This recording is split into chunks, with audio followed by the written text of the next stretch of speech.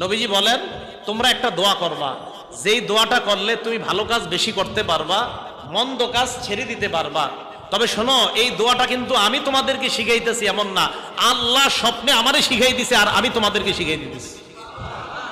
দলিল তিরমিজি শরীফের 3233 নম্বর হাদিস। বলবেন, আল্লাহুম্মা ইন্নী আসআলুকা ফি'লাল খায়রাত ওয়া তারকাল মুনকারাত ওয়া হুব্বাল মাসাকিন ওয়া ইযা আরাদতা বিইবাদিকা ফিতনাতান ফাকবিজনি ইলাইকা গায়রা মাফতুন। আল্লাহ, যত ভালো কাজ আছে এই ভালো কাজগুলো যেন আমি করতে পারি মাবুদ, এটা আমি আপনার কাছে চাই।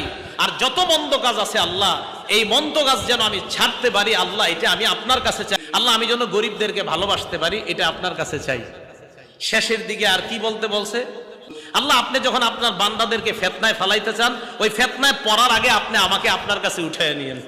মুসলমান, এই দোয়া আল্লাহ শিখাই দিয়েছে আমাকে।